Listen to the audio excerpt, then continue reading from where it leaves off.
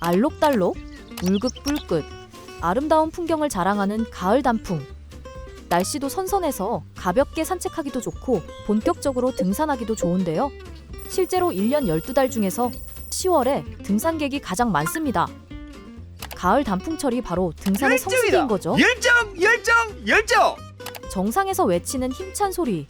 야호! 그런데 이 야호 뒤에 몰래 따라오는 게 있습니다. 바로 무릎 아파. 그런데 알고 계셨나요? 등산 사고가 가장 많이 일어나는 계절도 이 가을이라는 사실. 행정안전부와 국립공원공단 자료에 따르면 최근 5년간 등산 사고는 총 3만 6천 건 이상. 그 중에서도 10월 단풍철에 사고가 집중되면서 무려 4,800건 이상이 발생했습니다. 가장 아름다운 계절 가을이 동시에 관절과 뼈에는 가장 위험한 계절이 되는 겁니다. 맞아, 나도 가을에 등산 갔다가 다친 경험 있어. 등산 스토리 올리려다 깁스 스토리 올림. 등산이 K부상 체험 콘텐츠였다니. 그렇다면 등산하면서 부상이 일어나는 이유가 뭘까요? 그래서 정형외과 전문의에게 물어봤습니다. 등산은 결국 산을 타는 거잖아요. 그러다 보니 평지가 아니라 지면이 고르지 않고 돌이나 흙길, 낙엽 같은 변수들이 많습니다. 게다가 산을 오르내릴 때는 평지랑 달라요. 무릎, 발목, 허리에 실리는 체중이 평지보다 몇 배나 더 올라갑니다. 당연히 부상 위험도 높아질 수밖에 없죠. 그러니까 관절에 가해지는 압력이 커지기 때문에 만약 무리한다면 부상은 물론이고 심하면 사망까지 이를 수 있습니다. 그리고 그거 아세요? 등산보다 하산이 더 위험한 사실.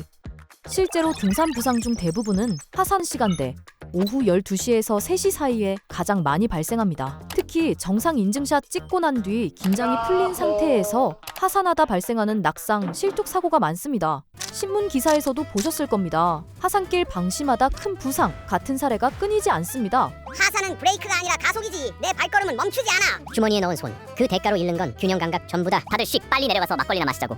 그렇다면 하산 중 부상을 당하지 않으려면 어떻게 내려와야 할까요? 등산 부상은 대부분 무릎과 발목에서 생기는데요.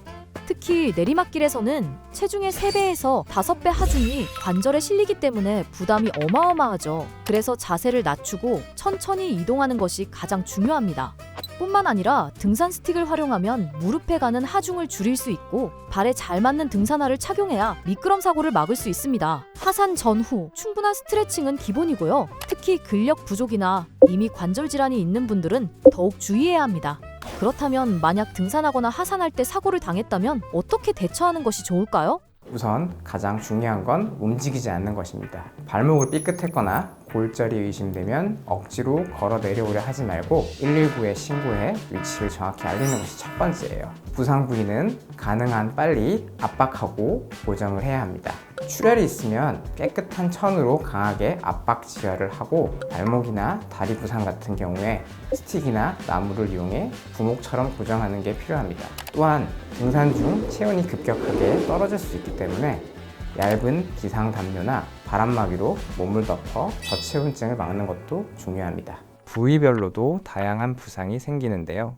무릎은 반월 쌍연골 손상이나 퇴행성 관절염, 발목은 흔한 염자부터 골절까지 이어질 수 있고 허리는 허리 디스크 요추 압박 골절 같은 부상도 적지 않게 발생합니다. 즉, 산에서는 아주 작은 실수도 큰 부상으로 이어질 수 있기 때문에 항상 조심해야 합니다. 만약 등산 후 통증이 지속된다면 가까운 정형외과에 방문하시길 바랍니다. 정상은 시작일 뿐 하산이 진짜 시험대입니다.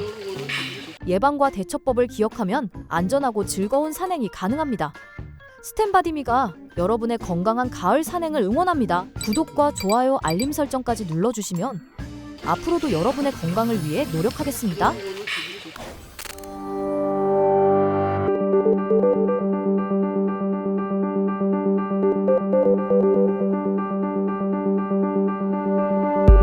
Thank you.